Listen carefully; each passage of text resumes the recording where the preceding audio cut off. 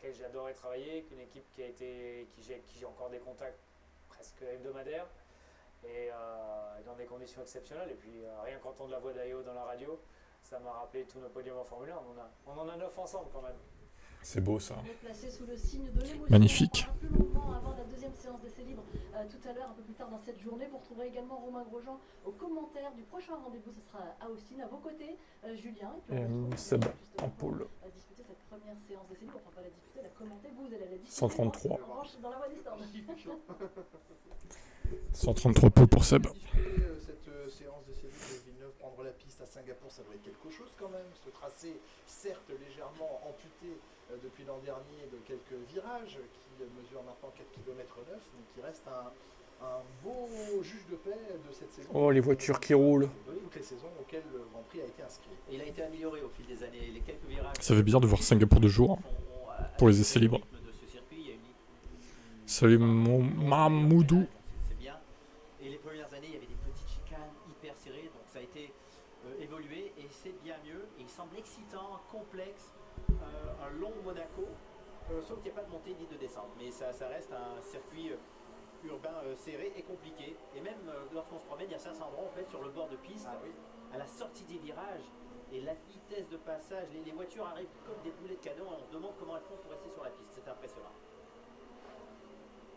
Eh bien, on va voir comment elles s'en sortent, ces monoplaces. C'est virage d'ailleurs. On peut être sur l'extérieur, là, on les voit arriver, c'est hallucinant. Absolument, avec 4 zones de DRS ici, 3 zones de détection, mais 4 zones d'activation du DRS. On débute comme toujours à Singapour.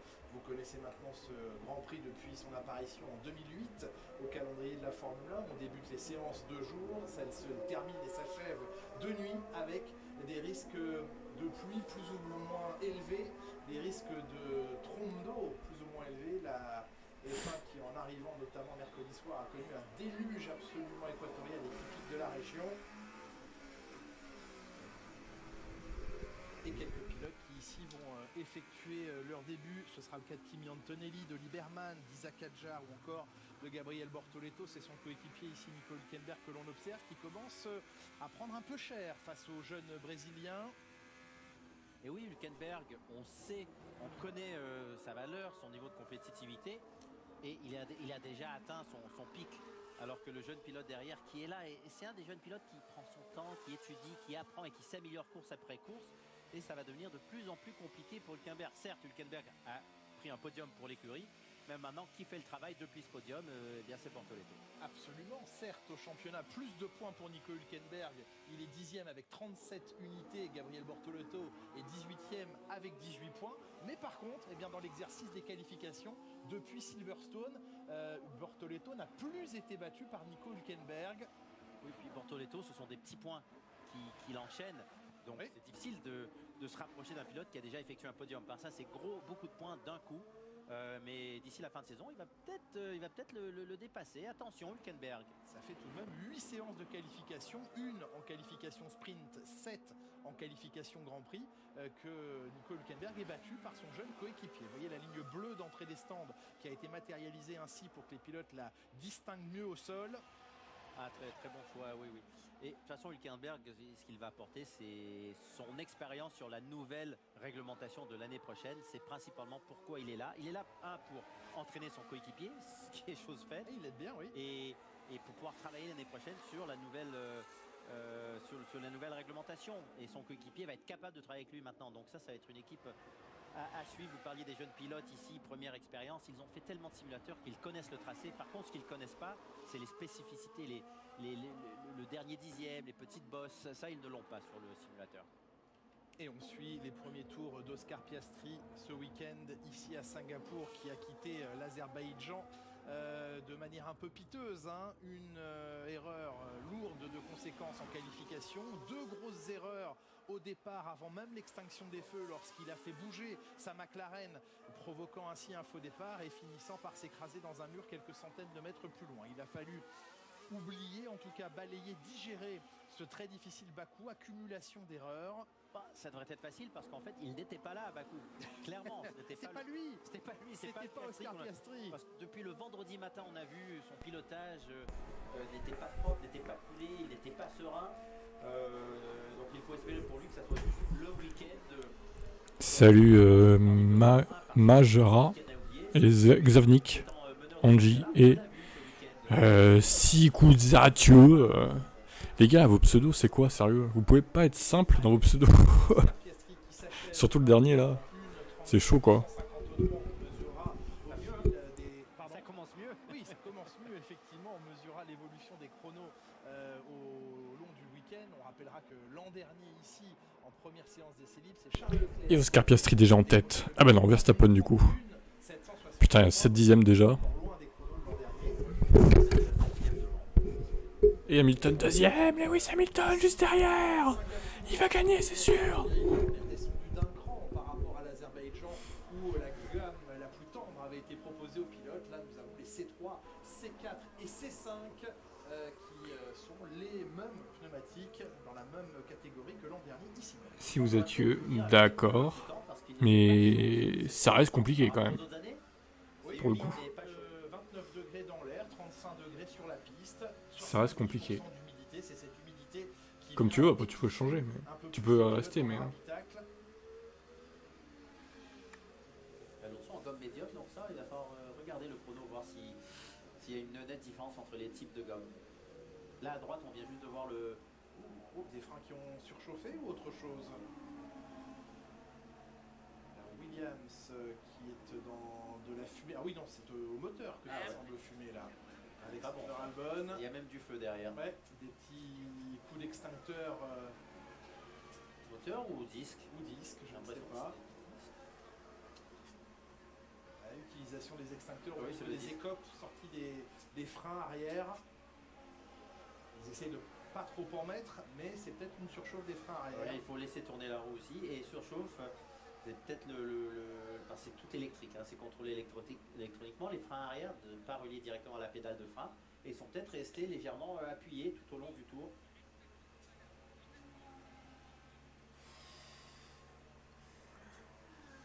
En même temps, Thierry, Singapour, on sait vraiment jamais s'il y a des orages ou s'il pleut ou quoi. C'est compliqué. Là. Ce circuit, à chaque fois, la météo est changeante. Ça peut arriver d'un coup, ça peut repartir d'un coup. C'est très compliqué à gérer la météo là. Alors qu'elle est potentiellement encore en feu. Principalement, je pense, pour le carbone, là, pour tout ce qui brûle. Parce qu'il y a des invités VIP, hein, à l'intérieur. Enfin, attention. Le pilote lui-même. Ah, Pierre, il a toute la tuyauterie de son gilet réfrigérant à déconnecter. Vous voyez les tuyaux bleus qui pendent sur le flanc droit du pilote thaïlandais. Alors, regardez, c'est les freins qui sont ils sont restés accrochés.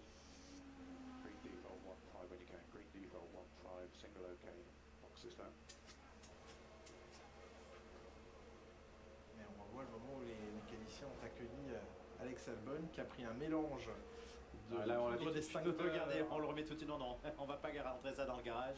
Ouais. Bon. James Walls évidemment va modérément apprécier le week-end début de la sorte. Ça marche, c'est plus simple. L'un de ses pilotes. Record du premier secteur pour Adja. Box, stay out. Putain. Oh non, pitié. Pas encore. Il est à bloc et tout de suite ça commence. Et Hülkenberg, troisième. Et deuxième secteur, tout de suite battu par Verstappen, mais à peine. Les deux futurs coéquipiers. Isaac Hadjar, souvenez-vous qui avant le début de la saison, sachant qu'il était officialisé en Formule 1, disait l'un des grands moments que j'attends cette année, c'est Singapour. Regardez comme il arrivait, bien remonté. Eh oui, meilleur temps d'Isaac Hadjar provisoire, 1:34.329. Devant d'une seconde. Lewis peut gagner avec 6 DNF, donc les McLaren et le toxique de Max. Ah bah là, s'il gagne pas, là, ça va pas. Hein. C'est écrit.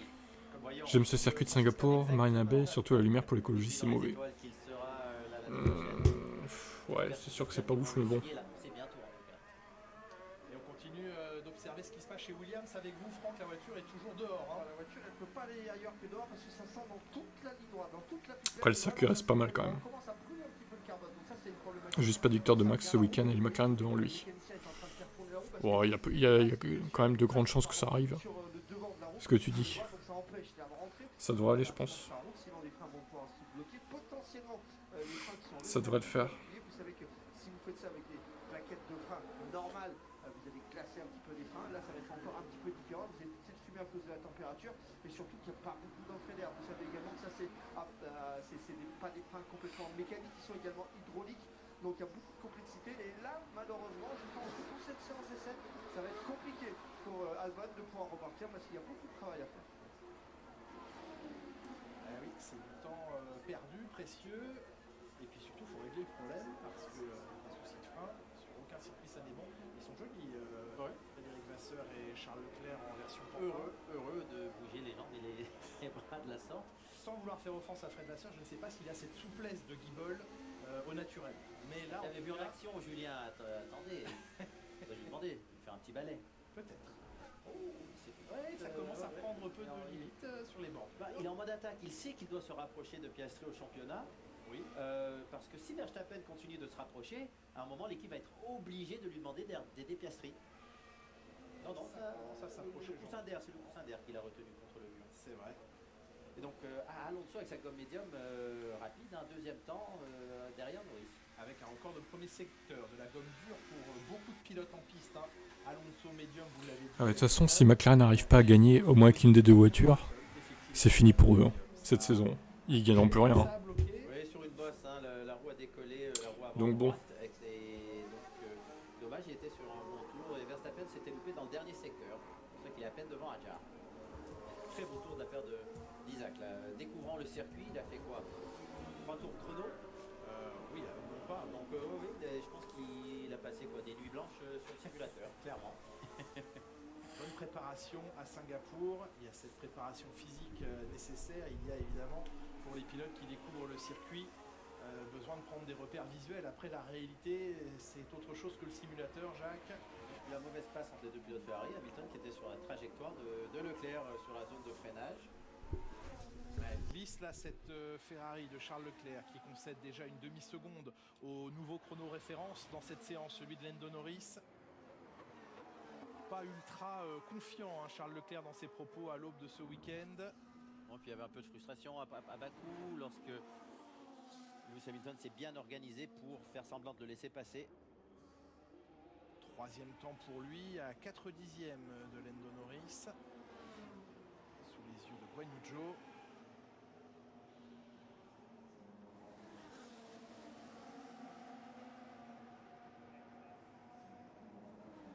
Qui a remplacé au pied levé Lewis Hamilton pour les tests Pirelli qui étaient organisés en Italie la semaine dernière. Vous avez certainement suivi la perte connue par Lewis Hamilton qui a vu son compagnon de longue date de 12 ans, Roscoe, le chien qui l'accompagnait sur les circuits et qui était son ami, qui malheureusement l'a quitté. Grande douleur et grande tristesse pour Lewis Hamilton et qui évidemment a reçu le feu vert pour ne pas participer à ces tests Pirelli et rester jusqu'aux derniers instants en compagnie de Roscoe. C'est donc Guan Yu Zhou qui l'a remplacé sur ses essais. Sainz, très beau tour c'est très serré avec Piastri. Et qui continue sur sa lancée de Bakou. Ça lui a fait du bien ce week-end à Bakou, ce podium, après un début de saison. Ça a dénoué l'estomac, comme il l'a dit, ça a libéré quelque chose. Parce qu'il a été compétitif depuis le début de la saison, mais ça ne tournait jamais rond. Il y avait toujours un problème, un bins, et là ça s'est bien mis en place. Alors qu'au même moment, on va surveiller dans la voie des stands avec vous, Franck Montagny, d'ici quelques instants, le retour d'Isaac Hadjar qui est encore à l'autre bout du circuit. Mais dès qu'il arrive, évidemment, on plonge dans la voie des stands avec vous.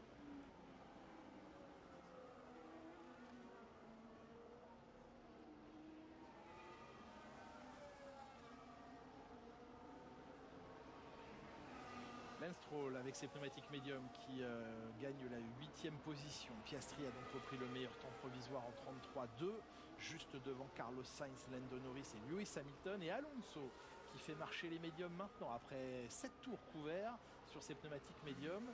Un meilleur temps provisoire en 32,5. Il aurait clairement pu venir avec les pneus de Bakou, vu que la gomme médium prend autant de tours à se mettre en marche. La gomme dure, ça va être hyper compliqué. Un paramètre à prendre en considération, c'est la voie des stands qui a vu sa vitesse augmenter à 80 km/h contre 60 auparavant. Ça avait été le cas déjà cette année à Zandvoort où la vitesse avait également été augmentée de 20 km/h. Est-ce que ça va pousser les écuries aux 2 arrêts plus facilement? À voir. En attendant, à rentrer dans les stands à moins de 80 km/h, Isaac Hadjar, Franck. Alors ça sera l'Awesome, mais c'est pareil, c'est l'Awesome, la même voiture, absolument. c'est la même couleur. C'est des casques qui changent un tout petit peu de dégradation sur les pneumatiques, vous voyez, alors c'est un circuit normalement qui utilise quasiment pas les pneus sur ce. Ici on est capable d'aller faire presque la course entière sans changer les pneumatiques, ça ressemble un petit peu à Bakou, vous allez me dire. Isaac Hadjar est là, vous avez vu que chez les mécaniciens on a anticipé, on est venu déjà avec un extincteur. Regardez l'extérieur du pneu, avant droite très marqué, l'extérieur aussi, avant gauche un petit peu marqué. Ça veut dire qu'on roule avec un peu plus de carrossage ici. Vous savez, le carrossage c'est un petit peu les R8 Gordini de l'époque avec les pneus très larges comme ça. Et puis je voulais vous montrer un petit truc parce que on est français, on est un peu chauvin et ça nous fait bien. Regardez, chez Isaac, on est bien avec la voiture numéro 1 ici en dessous. C'est bien la première voiture du week-end. Non, c'est sûr que c'est pas son année. Hein. Il les enchaîne. Hein. Est-ce qu'il les voit, ces bois? Bon, bah là, du coup, qu'est-ce qui peut arriver de pire que ça? Perdre un membre de sa famille, peut-être? Mais on lui souhaite pas, évidemment. Alonso le plus rapide, Max Verstappen qui, pendant qu'on vivait ses passages dans les stands chez Racing Bulls, a amélioré son chrono. Le voici 2e à 4 dixièmes de l'Espagnol. George Russell qui est en amélioration, lui, sur son premier secteur.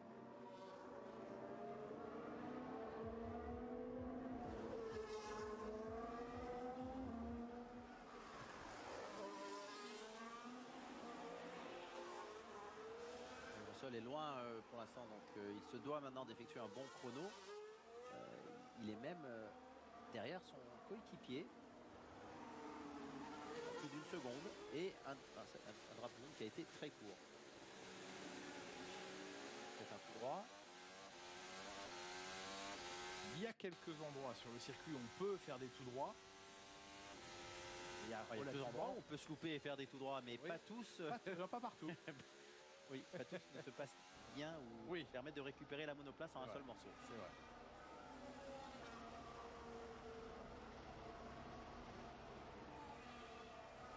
Russell qui s'est complètement loupé dans le dernier secteur et qui continue d'être très loin. Qu'est-ce qui se passe? Il se passe qu'il fait chaud au sol et que la Mercedes n'aime pas ça. Charles Leclerc d'ailleurs le confiait hier, pour résumer, c'est simple. Face à ils ont perdu tout seul le Grand Prix 2008. Hein. Ils accusent Briatore et compagnie, mais bon, ceux qui ont paniqué dans les stands, c'est tout. Hein. Point barre. Il n'a pas récupéré son titre, c'est bon. Ce sera notre avantage face à Mercedes. Là où les pistes seront un peu plus fraîches, ce sera Mercedes qui aura l'avantage. Donc évidemment, Charles Leclerc prie pour qu'il fasse le plus chaud possible sur le plus de circuits sur lesquels la F1 doit encore se rendre cette année. On parle de Charles Leclerc, on voit son coéquipier Lewis Hamilton dont on va observer le passage sur la ligne. Il a pour l'instant Hamilton un 7e chrono, mais il est en amélioration. Et le voici 3e. On le sent mieux dans sa monoplace depuis Bakou. Oui, même avant, ouais. Ça commence à s'aligner. Antonelli aussi, c'était un meilleur week-end pour Kimi Antonelli à Bakou. Voyons s'il peut enchaîner sur une belle performance sur un tracé qu'il découvre. On le sent plus calme jusqu'à Monza finalement. À Bakou, il y a eu un petit changement. Il y avait un petit changement à Bakou, c'est qu'il est venu tout seul à Bakou, sans l'entourage familial, et non pas que l'entourage familial puisse être négatif, mais en tout cas, il est venu en solo, en mission commando, et ça a plutôt bien fonctionné à Bakou. Oui, parce que c'est pas le problème, c'est pas la famille, c'est que son père faisait de coach mental, de coach. Il travaillait avec lui presque plus que l'ingénieur, et ça peut-être. C'est pas son rôle. Non, c'est pas son rôle.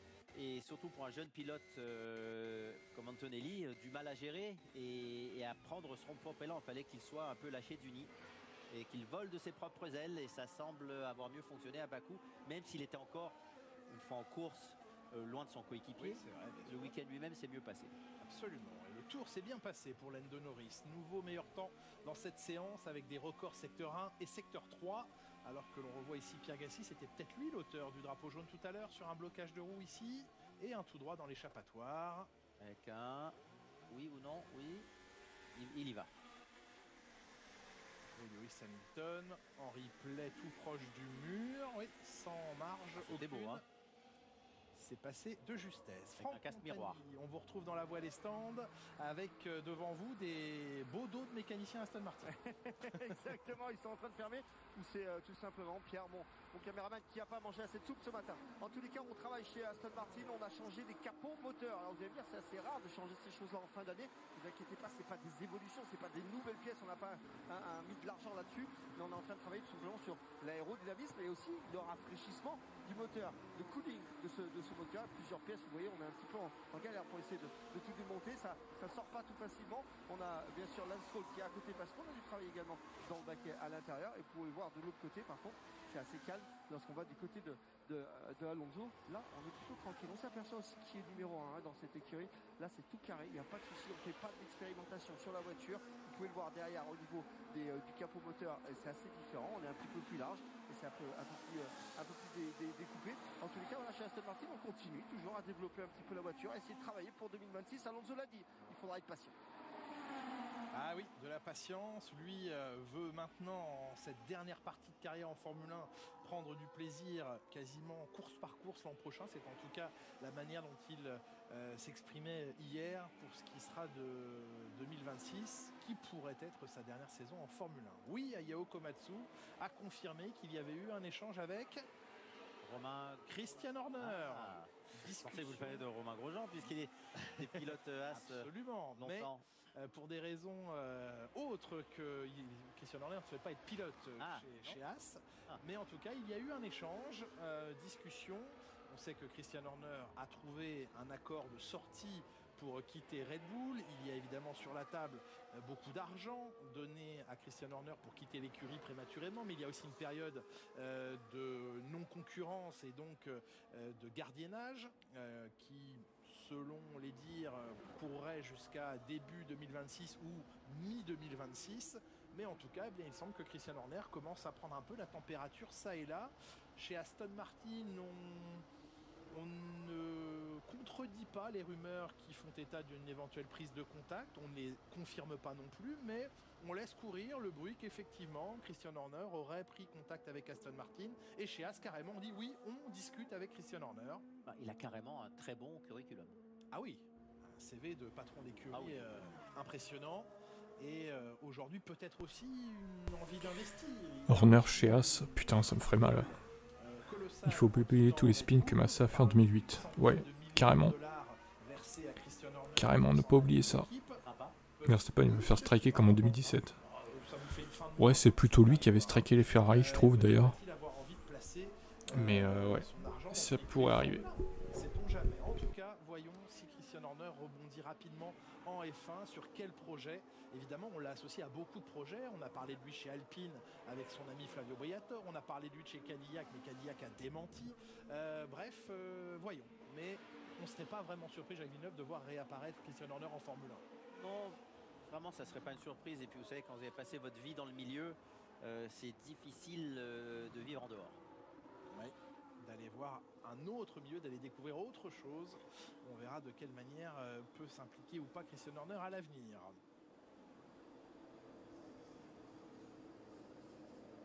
Dans la voie des stands, Ayumu Iwasa qui observe depuis la passerelle de commandement. Les voitures, pour la plupart d'entre elles, sont maintenant dans leur garage après cette première tentative. C'est le cas en tout cas de la voiture de Max Verstappen, Franck. Exactement, Max Verstappen avec des pneus durs, vraiment très abîmés.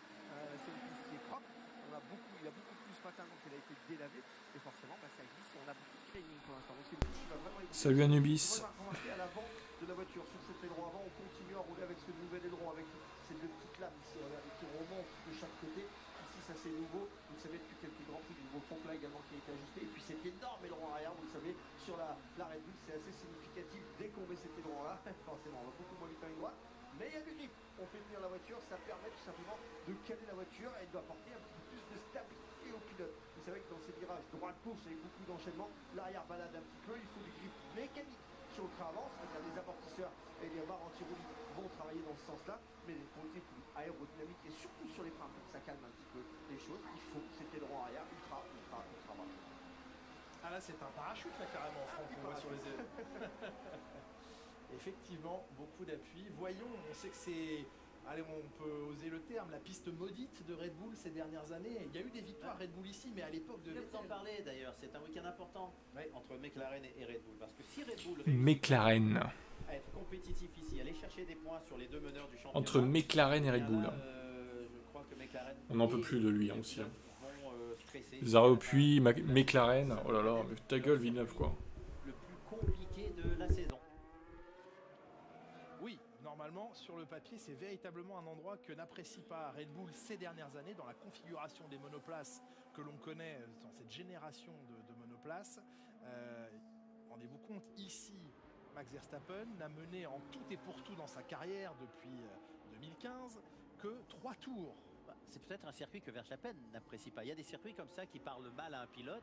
Et celui-ci, c'est peut-être un des quelques circuits qui ne lui convient pas. Par contre, pour la Racing Bulls, le circuit fonctionne à merveille. Et Hadjar l'adore, ce circuit. Regardez, 3e temps. Un pilote comme Antonio Giovinazzi, à l'époque, a mené 4 tours. Il a plus plus de tours menés Oh. que Verstappen ici. Ça fait mal. C'est incroyable, quand Ouais. même. Ah ça, je pense qu'il va essayer de battre cette information négative cette année. Au moins faire 2 tours en tête. D'ailleurs, je lisais, on va regarder Fernando Alonso parce que ça c'est le plus intéressant. Dans ces deux derniers virages pointus,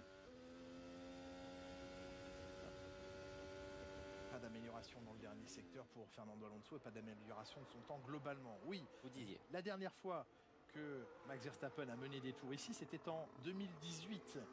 Ah ouais. Bien, à l'époque, j'ai trouvé les statistiques assez amusantes. 2018, Lewis Hamilton n'avait encore que 4 titres mondiaux. Max Verstappen n'en avait pas encore un seul. Alonso s'apprêtait à annoncer sa première retraite en Formule 1. Norris n'avait pas encore fait ses débuts en Formule 1. Ça, c'est à l'époque où, pour la dernière fois, Max Verstappen a mené des tours ici. C'est vous dire à quel point ça s'est pas bien passé ici pour lui Ah ouais, il ces ne l'aime dernières pas. années. Et ce n'est pas que la monoplace. Parce que regardez, Tsunoda 6e à 2 dixièmes. Donc la monoplace fonctionne sur ce tracé cette année.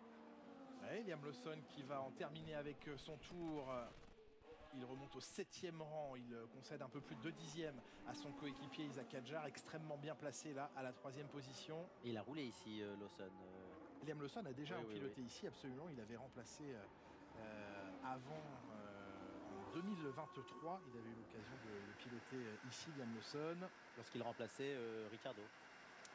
Oui, la première fois qu'il remplaçait Ricciardo. On se souviendra qu'ici, c'était le dernier Grand Prix de Daniel Ricciardo.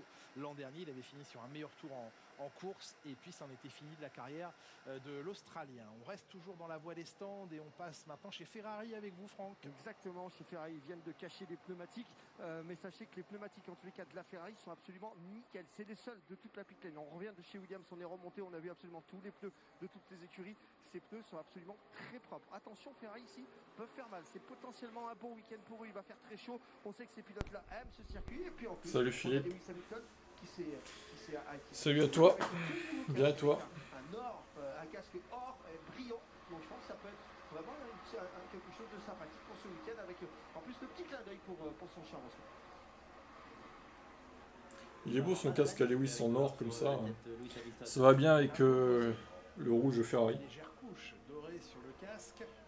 On va surtout attendre évidemment, au-delà de cette FP1 et peut-être de la FP2 tout à l'heure, le retour des pilotes sur l'utilisation des gilets réfrigérés. On a bien compris globalement que les pilotes allaient se faire une idée de ces gilets sur les premières séances d'essai, la FP1 et la FP2 aujourd'hui, pour savoir s'ils le porteraient après. On rappelle la réglementation parce qu'il y a une histoire de poids qu'il faut prendre en considération. Ce week-end, maintenant que la FIA a décrété que ce week-end était un week-end à danger de chaleur, toutes les écuries doivent embarquer 5 kg de plus à bord pour ce qui est de la course et 3 kg Pour Charles et Lewis, ça serait bien pour leur morale. Qualification. Ouais, mais j'y crois Après, pas évidemment, si trop. les pilotes Pour être honnête, décident de Ferrari, porter la veste ça fait un peu du pendant surplace les quoi. séances, on considère Ça que n'évolue cette pas veste vraiment. pèse 500 grammes et donc ce sont 500 grammes de lest qui peuvent être placés dans le J'aimerais bien, mais bon. s'ils ne portent pas la veste. Surtout pour Quoi qu'il Hamilton. arrive, le poids minimal d'une monoplace ce week-end passe On verra, de je sais pas. 800 à 805 kg dimanche et à 802 kg en essai libre et en qualification. voilà pour l'aspect réglementaire de ce système de refroidissement. Pourquoi s'embêter pour 3 kg? Pourquoi ne pas mettre 805 tout le week-end? Pourquoi 802 pour les essais Parce libres? qu'il a sans doute été considéré qu'il y avait moins de fluide utilisé en qualification à un essai libre. Fernando Alonso disait j'ai fait des tests avec cette veste, elle tient 1 heure en refroidissement, ce qui veut dire que sur un des grands prix les plus longs de la saison, l'an dernier il faisait 1h40 ce Grand Prix, ça veut dire que si le système fonctionne jusqu'au bout, et là Alonso lui il fonctionne très très bien avec le meilleur temps, si le système fonctionne bien, c'est à peu près 1 heure de refroidissement, ça veut dire qu'après le liquide il va peut-être chauffer, et ça peut avoir l'effet inverse, Jacques. C'est ce qu'il y a de pire, parce que bon, la première heure, la première demi-heure c'est très froid, après ça, j'avais essayé des vestes semblables en Australie sur les V8 Supercars, Oui. et c'est génial la première demi-heure, on transpire pas, c'est frais, génial, et tout d'un coup lorsque ça arrête, l'arrivée de chaleur, chaud ça dessèche encore est plus. décuplé, oui, parce que ça met un coup de massue, comme rentrer tout d'un coup dans un sauna, et là c'est plus compliqué. Alors est-ce que ça vaut la peine de s'économiser sur la première moitié de course pour avoir le coup de massue dans la deuxième moitié? Je sais pas. Salut Patrick. Quelles décisions seront prises par les uns et les autres? Tu en penses quoi du nouveau système de refroidissement à la F1? Bah c'est pas mal, l'idée est bonne je trouve. Faut voir si ça marche bien quoi. Un premier temps au niveau des côtes à cause des petits tuyaux qui passent sur cette. Faut voir si ça les gêne pas comme Russell a l'air de dire, etc. Ils utilisent tous la même marque. Il y a une marque qui s'est imposée. Vu la position de Ferrari, il devrait se concentrer sur 2026. Ils l'ont fait au Oh moment bah où oui, il y de a, toute façon et maintenant... c'est pas un modèle unique obligatoire. Je crois qu'ils ont switché depuis un moment. Se positionner sur le marché, mais vous savez comment c'est. C'est une marque qui a fait ses preuves. C'était bien la peine de recréer une nouvelle voiture juste pour 2025, hein, Ferrari. Hein. Vraiment des guignols, hein, vraiment. Pour limiter l'appui sur les côtés, sur les côtes. Puis le problème, oui c'est gênant en pilotage, Oui. mais un gros choc en accident latéral 50-60 G Ça sur peut les côtes, abîmer encore plus les côtes. ça peut abîmer les Les côtes. guignolos de Après, chez le Grand Prix suivant, Féfé. pas bien. Tout ça pour ne pas avoir chaud. Je vous sens un peu plus à l'ancienne en disant Oh, on a chaud, on Vous accepte. savez, et ça on a y été il y a eu des courses, mais on a vu des pilotes qui s'effondraient. Il faisait bien plus chaud que ce qu'il a fait à Qatar, lorsque tous les pilotes se sont plaints. Donc oui, franchement, ils sont supposés être des athlètes de haut niveau. Mais ils le sont quand même, Jacques. Oui, mais de commencer à mettre de la glace comme ça, vous savez, quand on le met en NASCAR ou dans les vitres, c'est des voitures fermées. Là, il fait bien plus chaud que dans des monoplaces de F1 pour les pilotes. Donc ça peut être compréhensible avec par exemple les chaussures qui fondent et qui se collent sur le... Moi j'ai compris qu'ils avaient 500 grammes s'ils n'utilisaient pas le système justement. La monoplace est par essence une voiture ouverte, un châssis ouvert. Je me fais l'avocat du diable, Jacques Villeneuve. Il n'y a rien qui sollicite plus un pilote que la Formule 1. Il y a beaucoup de boîtiers électroniques qui sont positionnés le long du baquet et qui chauffent énormément autour du baquet. Il y a quand même quelques éléments qui font au-delà. Évidemment, je ne parle pas là à l'instant T des conditions météo, mais au-delà même des conditions météo très humides et très chaudes, ils sont dans un environnement certes ouvert globalement, mais où il fait déjà extrêmement chaud en temps normal. Ah oui, il fait chaud, ça c'est pas le problème, mais ça fait partie du travail du pilote d'être capable de survivre de rester performant, Oui, sous garder ces la circonstances. lucidité. De garder la lucidité. On n'est pas en train de dire qu'il faut que ça soit dangereux, mais un pilote doit être capable de faire la différence. Il y a une époque où les pilotes souffraient physiquement les voitures, il n'y avait pas de direction assistée, donc c'était physiquement, musculairement très compliqué, les voitures cassaient, et il fallait être donc doux, propre avec sa monoplace, rester lucide. Tout ça a été enlevé un peu tranquillement, et maintenant même la chaleur. Oui. C'est un peu dommage, on enlève des éléments où certains pilotes bien préparés peuvent faire la différence, et on parle généralement des pilotes de l'ancienne trempe, Lewis Hamilton, Alonso, même Verstappen, qui sont là depuis un moment et qui savent par rapport à de tout jeunes pilotes qui arrivent très tôt en Formule 1. Quelques chiffres liés à ces températures élevées ici à Singapour, entre 3 et 4 kilos perdus par les pilotes en 1h40 jusqu'à 2 heures de course le dimanche. Donc sur la seule épreuve de course dimanche, 3 à 4 kilos de perdus, beaucoup de fluide. Faut intégrer un ravitaillement d'essence. Par les pilotes, Ouais, ça, qui vont évidemment se réhydrater ensuite. Ça, ouais, faudrait tester, voir ce que ça pourrait donner. Mais 60 bon. degrés à l'intérieur du Je cockpit. suis pas sûr que ça remettrait du spectacle. De la saison, physiquement parlant et du coup Je sais mentalement pas. parlant également.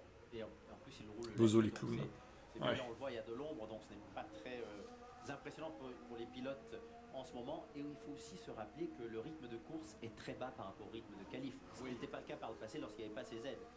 C'était des tours qualif pendant toute la course. Maintenant, les voitures sont hyper compétitives en qualif, mais parfois à 8 secondes de détour en course pour économie d'essence, économie de pneus. Donc physiquement, ce ne sont pas des voitures stressantes à piloter en modalité course. Ce sont des stratégies effectivement notamment employées chez Ferrari. La victoire de Sébastien Vettel en 2019, sa dernière victoire en Formule 1, la victoire de Carlos Sainz en 2023, acquise avec des stratégies plutôt défensives pour empêcher le peloton de s'étendre et de tenter des undercuts, parce que l'undercut est très efficace ici. Eh bien, le leader ici, étant difficilement menacé pour des dépassements, n'hésite pas à beaucoup ralentir le rythme. On a vu des courses effectivement lancées sur un rythme extrêmement lent parce que le leader imposait un rythme volontairement lent. Et ça empêche l'undercut parce qu'un pilote qui s'arrêterait finirait au milieu du peloton. Complètement. Donc sa stratégie complètement à jeter à la poubelle. Et ça, ce qu'il avait fait en plus, c'est qu'il avait ralenti pour donner le DRS au poursuivant pour que le poursuivant ne se fasse pas doubler. Aussi. C'est ce qui lui a donné la victoire. Limite, Kimi Antonelli. Bien récupéré. Just got a massive sliding one, and I had no traction afterwards. Okay, copy. Et après, il n'avait plus de train arrière après ce travers. Par contre, il a perdu toute l'efficacité de sa gomme arrière. Donc un tour où il doit ralentir, refroidir sa gomme. Kimi Antonelli qui, comme George Russell, n'a pas encore été confirmé par Toto Wolff la saison prochaine. Les contrats qui tardent à être officialisés, concrétisés. Hier, George Russell disait « Ne vous inquiétez pas, ce sera fait en bonne et due forme et en temps voulu. Il y a toujours des détails. Un contrat, c'est quelque chose d'extrêmement complexe en Formule 1. George Russell disait, on a toujours l'impression que c'est le dernier contrat le plus important de notre vie, donc on y attache beaucoup d'importance, ce en quoi il n'a pas tort, mais on voit bien que les choses prennent du temps. Une fois que c'est écrit, c'est dans le marbre, il faut le respecter. Et les pilotes faudrait le respecter. Les pilotes qui essayent de diminuer leur charge de travail hors activité purement Formule 1. Oh les feignants. C'est quoi ça? Parce que à l'année 60 millions prochaine, par an, on ose être feignant, mon Dieu. Parce que l'année prochaine, certains, disent-ils, vont être tellement occupés à piloter les nouvelles voitures qui vont être très très sollicitantes d'une manière très différente de cette année, eh bien, aimeraient être un peu soulagés des activités promotionnelles, marketing, médiatiques, etc. Et ils négocient dans les contrats. Les à 2 balles. Vous savez, quand vous prenez 60 millions, il faut aller faire un peu de marketing, un peu de photo, Ils prennent pas tous 60 millions, okay, hein. 50, ils sont deux. 40. Oui, il va être au-dessus de 20, donc de toute façon, ça va être des sommes où, avec le sourire, on va faire sa séance photo. Eh oui, à 20 millions, on va faire la séance photo avec le sourire. Et bien serrer sûr. des mains, c'est très bien. Un meilleur temps qui va donner le sourire à Charles Leclerc, il est passé à la gomme tendre, vous l'avez vu, une 31,266. Ça y est, il a battu son meilleur temps de la FP1 de l'an dernier. Ah, la gomme rouge là, la gomme tendre, elle fonctionne à merveille. La piste s'est nettoyée, c'est légèrement gommé. Et ça y est, on a une vraie piste de course. Allez, Lando Norris pour peut-être aller chercher le chrono de Charles Leclerc. Lui aussi, passage à la gomme tendre. Mais on voit qu'il y a une bien meilleure adhérence qu'à Bakou parce qu'aucune sortie de piste pour l'instant, à part un petit tout droit. Verstappen, troisième temps. On suit Lando Norris sur la fenêtre latérale. Derrière Sainz, Verstappen. Oui. Mais c'est Norris qui peut s'approcher du meilleur temps. Et il s'en approche pas beaucoup, hein. Il est à près d'une demi-seconde de Leclerc sur cette première tentative. Oui, mais on a l'habitude aussi de retrouver les Ferrari en mode un peu plus qualif. Déjà le vendredi, le moteur. McLaren aussi, hein. Généralement, le vendredi, McLaren, ils mettent du gaz, comme on dit. Sauf que là, ils se battent contre Verstappen, donc ils ont peut-être changé de stratégie un peu. Ils se sont fait avoir à Bakou à jouer de la sorte, donc ils font machine arrière. Et Oscar Piastri face à une 30.002. Bah, c'est précis. Il est loin du rythme. Oscar Piastri, il est à plus. Ah non, Oscar va falloir se réveiller, hein. Charles Leclerc, il est à Tu t'endors là. son coéquipier. Il m'inquiète lui là. Qu'est-ce qu'il est en train de nous faire Il n'y a là? pas de loupé là. Non. Est-ce que la pression d'être le pourchassé, la proie continue chez lui? On l'a vu combien ça l'avait affecté lors du dernier Grand Prix. On va ici maintenant. Ah voilà le deuxième tout droit. Ah non, il a réussi à tourner, pas de tout droit. Ouais. On oublie ce tour, mais c'est rattrapé. Et la taille de l'aileron arrière, véritable mur, cet aileron. Ah, vous savez, avec 4 zones de DRS, pourquoi s'en délester priver? la voiture? De toute façon, on appuiera sur le bouton. Hamilton en travers, en glissade là, à partir du milieu de virage jusqu'à la fin. Dommage, hein, il venait d'améliorer son premier secteur. Et pour l'instant, donc personne ne va chercher le temps de Et Charles Leclerc. On va l'écouter, Charles Leclerc, sur le niveau de performance qu'il espère obtenir ce week-end ici. Écoutez le Monégasque. Je pense qu'on est plutôt On est relativement bien normalement sur les circuits quand il fait chaud, notamment avec la gestion de la gomme. Mais ce week-end, très honnêtement, McLaren est aussi très très forte avec la gestion de la gomme quand il fait chaud. Et donc du coup, je m'attends à un week-end compliqué, en tout cas pour la gagne. Mais par contre, comparé à Mercedes avec lesquels on se bat pour une position au championnat, je pense que ça nous sourira un petit peu plus qu'à eux. Donc j'espère qu'on peut prendre cette opportunité.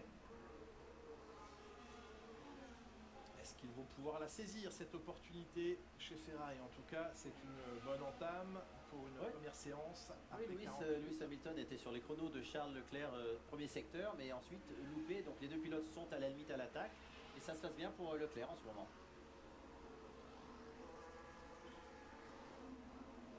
Les As de Lieberman et d'Esteban Ocon que l'on observe. On est avec le français maintenant ici.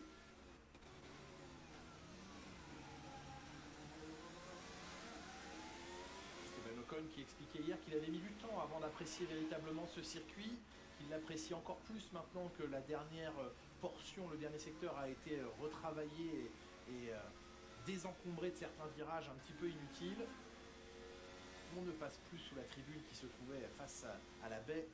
Oui, c'était joli, mais c'était lent, ça n'apportait rien au pilotage des pilotes. Le circuit est plus fluide maintenant.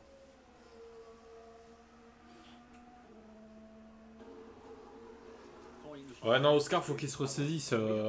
Finalement, C'est bien beau de faire une bonne première partie de saison, d'accord, mais il faut assurer toute la saison, quoi, parce que sinon, c'est pas comme ça que tu vas avoir le titre. Hein. Et alors que dans la voie des stands, on observe le clan As, on observe aussi une voiture qui va, vu son état, ne pas reprendre la piste, Franck.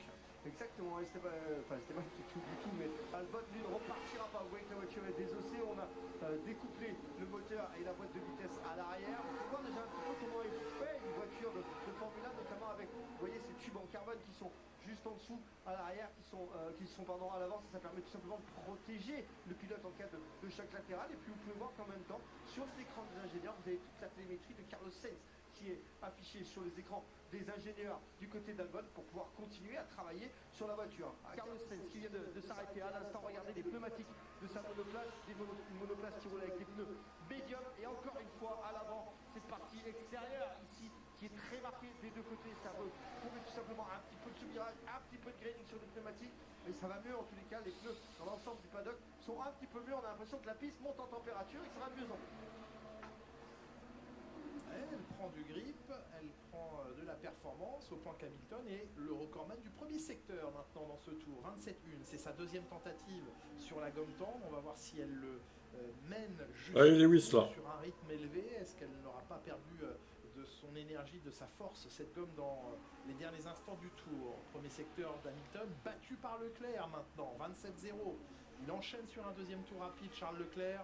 Les deux Ferrari vraiment apprécient Sous-virage, ce premier secteur. Malheureusement là pour Lewis Hamilton, beaucoup de sous-virages. Ouais, sous-virage et ça se transforme en sous-virage en fin. Donc il est moins serein que son coéquipier. Leclerc est celui qui s'approche le plus des murs au virage 14. Il n'a laissé que 3 cm entre sa roue et le béton du mur. On le sent très agressif depuis le début de la journée. Elvis, elle lui échappe de plus en plus là dans le dernier secteur. Complètement nul cette voiture. Elle glisse de partout. Pareil, dans le virage. Le frein arrière Bon, est- alors 5 Ça dixièmes. permet tout de même de remonter au 4e rang, mais on a vu que c'était allé en se dégradant progressivement sur Il est les loin points. de son coéquipier et Leclerc a levé le pied. Il a lâché.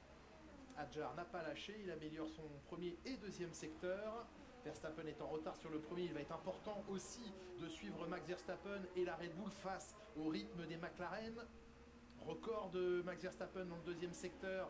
Et si ce week-end Red Bull sortait du bois et si Red Bull avait enfin une monoplace qui fonctionne à Singapour, là ça deviendrait très chaud chez McLaren et il faudrait sans doute prendre des décisions qu'ils se refusent à prendre chez McLaren, à savoir décider de miser sur un pilote plutôt que l'autre. On reste dans l'équité absolue chez McLaren jusqu'au moment où Verstappen va les faire trembler. Comme maintenant. Deuxième Oh, il est temps. encore devant, mais c'est pas possible, McLaren. Oh, Verstappen, ce qu'il veut, c'est chercher des gros on se réveille, McLaren. Hein. Oui. Non, j'accepte pas là. Hein.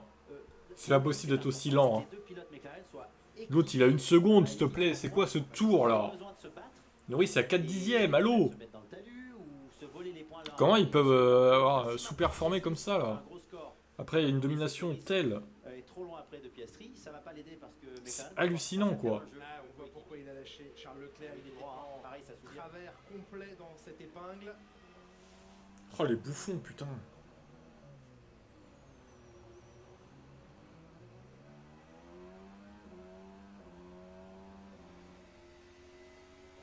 Isaac Kadjar ici, Oscar Piastri au premier virage, est-ce qu'il a été gêné? Ah oui, complètement gêné par Lewis Hamilton. Ferrari inventera les rétroviseurs un jour. Rétroviseur, Et c'est qui l'a gêné? C'est Lewis en plus. Humour sarcastique Oh là là là là. d'Oscar Piastri. Oui, en réalité, il n'était pas gênant parce qu'il sautait tout à l'heure, mais visuellement, au moment où Piastri avait décidé d'aller freiner tard ou non, Lewis Hamilton était encore sur la trajectoire, donc il n'a pas voulu prendre de risques. Et il a besoin de mettre des bons tours au compteur. Oscar Piastri, et des tours entamés de la sorte ne l'aident pas clairement. Évidemment, nous ne sommes que dans la première séance d'essai libre, dans laquelle il reste un peu moins d'un quart d'heure, mais il va être très très intéressant de surveiller le niveau de performance de Red Bull ce week-end. Non, mais Zach Brown, il va se faire enculer au bout d'un moment, lui. Hein. Tu vas pas me dire que s'il y a 2 courses de la fin, Verstappen est à 20 points des deux, là. Admettons, Piastri, il a 5 points d'avance, par exemple, sur Norris. Et Verstappen est 3ème à 20 points derrière, à 2 courses de la fin. Tu vas pas me dire qu'il va pas faire une consigne d'équipe, quoi. C'est bon, au bout d'un moment... Deux grands prix que Max Verstappen gagne, s'impose en qualification et en course. En plus de cela, Non, non, mais on s'en fout de l'intérêt du championnat, Tango, c'est bon. L'autre, il mérite pas son titre, là. Il revient d'on ne sait où. Non, non. Les McLaren doivent rester devant. Qui se battent entre eux, c'est très bien. Mais l'autre, il a pas à s'immiscer dans la lutte pour le titre, il en a rien à foutre. C'est bon, quoi.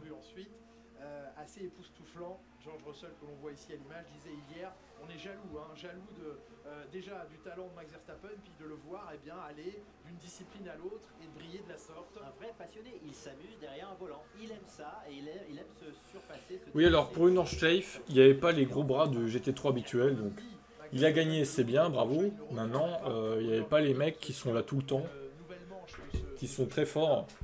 Donc, je diminue pas sa victoire, hein, mais bon, si un peu quand même. J'avoue, un peu. Sa victoire est sympathique, mais voilà. À relativiser quand même. Et Piastri P3.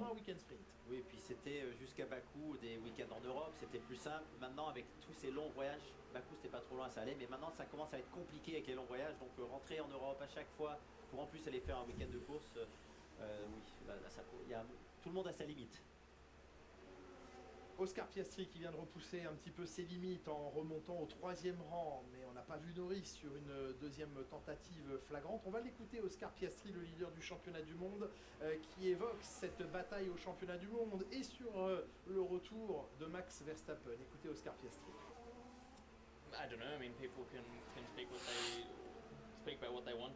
Je ne sais pas s'il a battu le record du circuit, à vérifier. Trop attention à tout cela. Je sais que je peux faire le travail.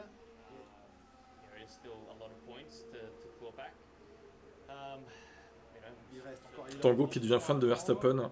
Il y a beaucoup de switchers, de retourneurs de veste hein, quand même. Hein. Moi je trouve que sur mes chaînes là, ouais, c'est en train de passer du côté obscur. Hein. Ah, ça me plaît pas trop ça. Ah ouais. Comment se passe la fin de ce championnat? Bon, il est philosophe, hein, Jacques Villeneuve. Des anti-Verstappen qui deviennent pro-Verstappen là. Ça retourne sa veste hein, par ici. Hein. Oui, quelqu'un est toujours là pour. Des girouettes hein. Il sait que son week-end à Bakou a été désastreux, donc il va se scier sur le mur. Il a bien touché le mur et Alonso aussi sur son tour parce que pendant que Piastri parlait, il vient de. Moi je suis fan de Mansell. Oh, mais il n'existe plus lui. Il a eu son temps, monsieur Mansell. Regardez ce petit aileron qu'on a rajouté au-dessus de l'échappement. On va attendre la deuxième Mercedes qui doit rentrer dans les stands parce que vous voyez que tous les mécaniciens sont là. Alors c'est un aileron qui a dû apparaître un petit peu avant mais qu'on a mis ici spécialement avant. Vous savez que c'est un endroit où il y a besoin de beaucoup d'appui aéro et ça c'est une petite nouveauté que sur les voitures. Alors c'est rare les gros ailerons mais regardez ce petit aileron un petit peu inversé à la suite du capot arrière. Contrairement à sur la Ferrari qui a un aileron qui va remonter à cet endroit-là tout le long du mât d'aileron du col de Cyle. chez la Ferrari, on a un gros aileron commun, une sorte de tunnel qui remonte. Et bien ici, on l'a inversé un petit peu, il redescend un petit peu. Ça doit être pour améliorer le flux d'air sur le Big Wing. C'est parti, qui est la dernière aileron tout en bas. En tous les cas, ça va une petite couverture sur la Mercedes, ça peut pas faire mal. Ah, il y en a très peu ici, Franck, hein. Ils sont que deux. Vous nous avez montré la Mercedes. Il y a la Red Bull aussi qui a un nouvel aileron avant, une petite évolution de son capot. Tu as au moins 2 followers non Giroud. Oui, toi et Alvin, on va dire peut-être. Il n'y a aucune évolution apportée chez aucune autre écurie. Logique, hein, on touche à la fin de saison. Les moyens, on le sait depuis un moment déjà, sont totalement tournés vers 2026. Et il sera plutôt... J'avais l'air d'un agriculteur. des évolutions sur les monoplaces. Terrible.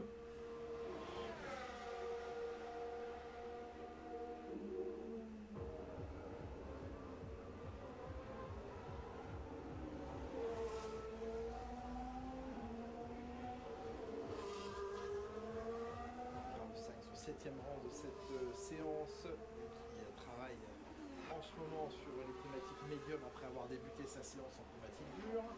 C'est correct après Bakou. Par contre, vu que Albon n'est pas en piste, on n'arrive pas à comprendre maintenant si c'est Sainz qui est vraiment à la limite de la voiture et c'est ce que l'on a avec Williams et qu'il a fait un très bon tour ou non. Donc ce serait bien d'avoir aussi Albon en piste.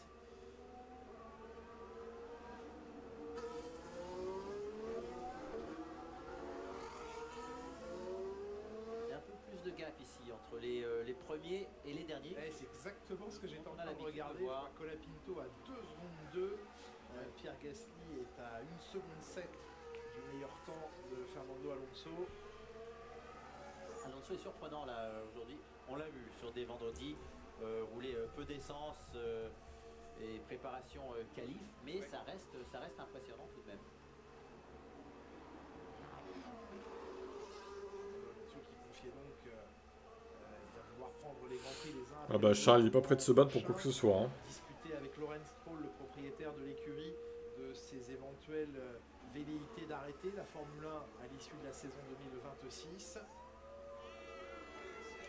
Pour l'instant, aucune raison d'arrêter. Il est encore compétitif, il a beaucoup d'expérience. Nouvelle réglementation l'année prochaine. Oui. Ça serait dommage.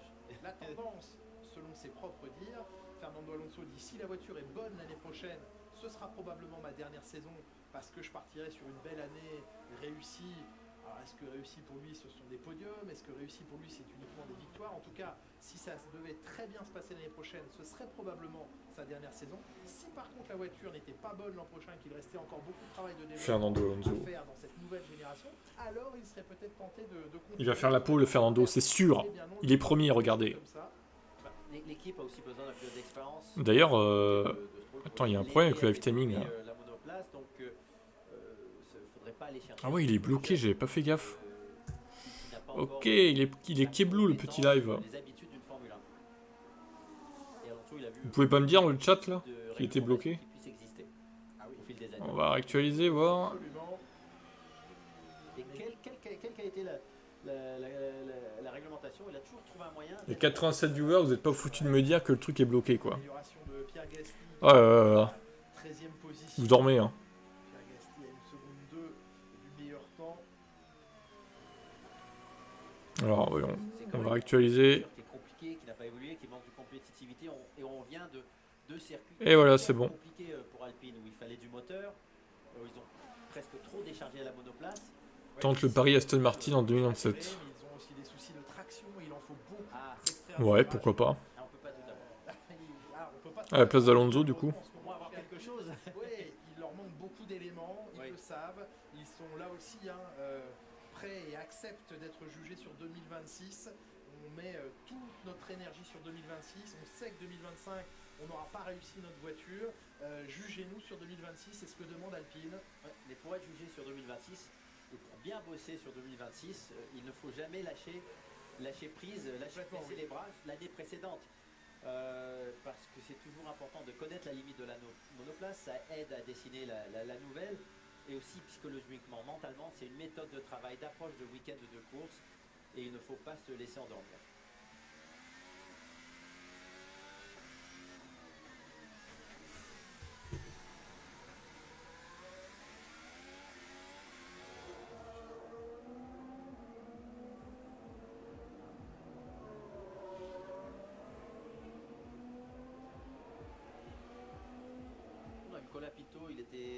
compétitif à bas coût, même par rapport à Gasly. Maintenant, ici pour l'instant, ça semble plus compliqué.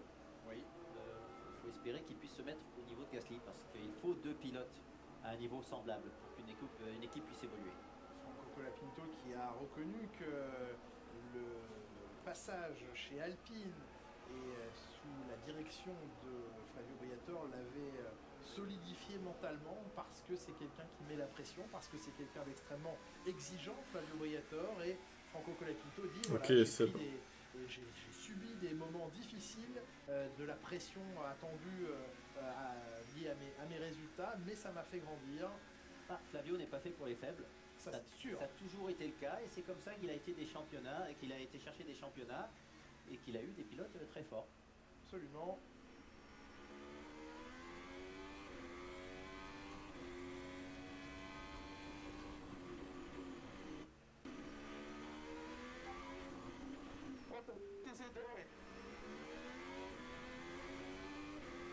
C'était sur son tour d'attaque. Ah oui. Gênant là. Clairement, la McLaren devant lui d'Oscar Piastri. Piastri qui fait chier le monde en piste. Isaac Hadjar dans ses dernières minutes de séance. Il avait promis qu'il mettrait peu de temps à se mettre au diapason du circuit de Singapour. Il n'en a pas menti. Il en a fait le premier tour. Il a tenu la promesse. Il a tenu la promesse. 7e temps à 6 dixièmes avec finalement un écart très faible. Il est à moins de 3 dixièmes du chrono de Piastri. Et évidemment, on notera des McLaren au 5e et 6e rang avec devant elles 2 Ferrari, une Red Bull, celle de Max Verstappen, et Fernando Alonso tout en haut, au sommet de la pyramide. Et là, il est en train de dire Alonso, vous voyez, je mérite de me garder dans une équipe, pas besoin de prendre ma retraite. Mais je crois qu'ils ont envie chez Aston de le garder. C'est un peu lui qui va faire prendre la monter mesure. sa valeur financière, peut-être, faire le difficile, s'il te plaît, reste, allez, on te donne un meilleur contrat. À se faire désirer. Et oui, c'est important. Vous savez vous faire désirer, vous, Jacques. À vos côtés. Non, mais je vous suis tout acquis, vous le savez déjà. Allez, rythme course, on va dire, là, pour terminer la séance d'Isaac Hadjar à 7 secondes des temps. Quel rythme Charles a le même parcours que Nico Rosberg, il manque un titre de champion du monde, j'aime bien Nico Rosberg, Charles. Adopter 1 ou 2 arrêts, attendre la safety car. Même parcours que Nico Rosberg, c'est-à-dire 80% de probabilité de safety car ici. Oui, c'est vrai qu'elle est assez élevée. par rapport à Rosberg chez Mercedes et lui chez Ferrari, c'est ça que tu veux dire? Ouais. Donc ce n'est pas représentatif des qualifs, de la course. Aujourd'hui, les températures, on aurait pu être de nuit. Il n'y a pas de soleil qui tape sur les pilotes, sur la piste. Certes, la piste est moins gommée, mais c'est du travail qui peut être très important pour la course. Donc c'est bien d'avoir un vendredi matin comme ça à Singapour, on n'y est pas habitué. Ouais, 4 ou 5 degrés de moins qu'à la même époque l'an dernier sur la même séance d'essai libre. Je vous rappelle qu'on se retrouvera tout à l'heure à 14h45. Il fait 29 dans l'air, 35 sur la piste, ça va. Pour la deuxième séance d'essai libre, 14h45, il sera à 20h45 et là il fera nuit noire sur Singapour. Oui, et ce n'est pas que la température, c'est que sur un asphalte, surtout en ville, mais tous les asphaltes en général, mais encore 14h45. le soleil tape sur l'asphalte, indépendamment de la température. Qu'est-ce qu'il raconte? C'est pas à cette heure-là, c'est à 14h30. Et ça la rend très glissante. À moins que ça ait changé. Chaud, mais pas de soleil, donc de toute façon, il n'y a pas cet effet. Les changements de Ah non, c'est 15h, ok. Cette voie des stands dont la vitesse a été augmentée à 80 km/h. J'ai cru que c'était 14h30. Ok, c'est 15h en fait. Pas mal de resurfaçage, de l'enrobé refait dans pas mal de virages, Bon. soit en entrée, en sortie, mais pas mal de patchs d'asphalte posés ça et là nouvellement. Bon, la vitesse dans la voie des stands, on aurait pu garder celle à 60. Ils l'ont élargi d'1 mètre la voie des stands, Oui, ce qui mais- leur a permis de monter. Non mais pourquoi justifier Oui. d'un seul coup d'augmenter à 20 km/h la vitesse? C'est aussi parce qu'ils ont pu élargir d'1 mètre cette voie des stands. C'est de toute façon dangereux pour les mécanos. Donc, quelle que soit la largeur de la voie des stands, on pourrait la garder à 60 partout. Vous la mettriez partout à 60. Ah, partout à 60, c'est pareil pour tout le monde. Et là vous dissuadez encore plus les gens de faire des arrêts alors. C'est pas grave. Non, non, mais- Ce qu'on veut voir, ce sont des belles courses en piste, pas des courses C'est vrai. dans les arrêts au stand. Et de toute façon, c'est la même pour tout le monde. Donc je trouverais ça bien parce que qu'un pilote prenne des risques, génial, c'est son métier. Mais qu'il encourt des risques à des mécanos, ça je trouve ça un peu plus difficile. C'est vrai. C'est une votre époque aussi, parce que je vous rappelle que à son époque, votre papa traversait à 200 et Oh, quelques oui. la voie des stands. Donc, Je avec me souviens, j'en ai camarades. plus et c'était. Mais c'était extrêmement dangereux. Extrêmement dangereux. On est bien D'ailleurs, d'accord. on l'avait vu sur cette fatidique année à Imola où un pilote a perdu l'eau en sortant des stands, en plein milieu des stands, en roulant à 200. Donc oui, c'était un peu chaud. Et un pilote aurait pu passer par la voie des stands pour gagner un Grand Prix. Mais c'est ce qu'on Senna avait- a battu un record du tour à 2 Newton en passant par la voie des stands. Parce que c'était plus court que la Et piste. oui, parce que ça comptait quand maintenant on n'a plus le droit. Hein. Non, non, non, non, non. Là, c'est retrait de licence direct. Il y en a un qui doit faire attention, en parlant de suspension de licence. C'est Oli Berman qui n'est pas loin d'une suspension. Il ne faudrait pas que le week-end se passe mal. Parce que dans un scénario, alors que les feux Ça bug sur l'affichage position terminés, en vous piste. voyez le scénario Oui, ça se passe mal ici. la map, C'est elle le bug, dernier ouais. point de Ça, licence. c'est habituel. Il est Romain Grosjean. Ah oui, c'est lui. Il est. Pourquoi pas? Bah, il vient de faire des tests. Romain Ça, Grosjean, il retour en a Formule regardé 1. ça, regardé le rythme. Il manquerait plus que ça encore. Ça s'y paraissait. Oh, bah, ils se sont amusés, ces deux-là. Ils n'avaient pas envie de se. Je pense qu'il l'avait pas vu. Non, je pense qu'il l'a pas vu. Ok, Sainz c'est la Sauber, qu'est-ce qu'ils foutent? It's not very clever. Bon, il s'amuse, il s'ennuyait un peu. La F1 a oublié les circuits en Afrique. Et pourquoi est-ce qu'il a Bah, débuté il travaille sur un retour à Kialami ça- apparemment, mais bon. Il en a eu. Non, parce qu'il a eu Est-ce que ça aura lieu? On verra. À Monza. Ah, à Monza. Eh oui, Non mérité selon vous, Jacques Villeneuve. selon la plupart des gens avec qui je parle. D'accord. Même dans le milieu. Oui, mais vous parlez qu'avec des gens qui sont d'accord avec vous, comme ça. Ah non, personne non, ne non, vous non, contredit. sur 10, il y en a peut-être un qui n'était pas d'accord. Ah bon, d'accord. Je vais pas choisir. Bon, en tout cas, méfiance, on ne lui souhaite évidemment pas à Eli Berman. Fernando Alonso, meilleur tour. Ah là là, les fans d'Alonso vont être en transe là. Ça y est, C'est ce que c'est que d'être suspendu un Grand Prix. on va les entendre là. Pourquoi pas ce scénario? Ce n'est que sa première Ah bah alors là, Sur une saison, il a laisse fait tomber. Hein. Stroll est 18ème. Là, je pense que c'est un record. Ah, je sais pas, mais. D'habitude, ça se fait tranquillement sur 2 saisons, sur la longueur. Forza Max. Bah, il est 3ème ton Max. Proche de la limite, effectivement. Fin de cette première séance. Il n'est même pas premier, il a même pas réussi à battre Fernando Alonso. Meilleur temps de cette première séance, une 31, 116. On est allé plus de 6 dixièmes plus vite que le meilleur temps de la première séance d'essai libre l'an dernier que ce jeune homme, Charles Leclerc, avait signé. Ouais, faudra. Pour lui, cette fois-ci, à 150 millième de Fernando Alonso, Max Verstappen prend la 3e position au volant de sa Red Bull. La Red Bull qui devance la Ferrari d'Hamilton, mais qui devance surtout les deux McLaren, d'Oscar Piastri et de Lando Norris. Bon, Ce n'est que la FP1, mais tout de même, ça commence bien ce week-end pour Max Verstappen, la Max Verstappen. ah, il était en dur en plus avec son tour, les gars. Qui n'est C'est pas inquiétant, hein. all over the place, comme il pourrait le dire à la radio. On n'a pas entendu Tsunoda et Verstappen P9. se plaindre de sous-virage, de survirage, d'instabilité, d'une voiture inconduisible. Non, on ne l'a pas entendu à la radio. Tout semble s'être bien passé. On va lui filer une GT3, on verra s'il est si fort à Singapour. De Grand Prix. Et pour Bon, allez. l'instant, au rendez-vous, Sonny À tout à l'heure, Gilles, 15h pour les EL2. la Red Bull semble beaucoup mieux. Red Bull cache toujours son jeu en essai libre. De son équipe et de son Bah, pilote. peut-être que là, non, pour le coup. Premiers instants du week-end. À toutes 15h, on y verra plus clair. Séance devant Oscar Piastri et Lando Norris. Finalement, on n'a pas vu Lando Norris s'améliorer autant qu'il l'aurait pu, qu'il aurait peut-être dû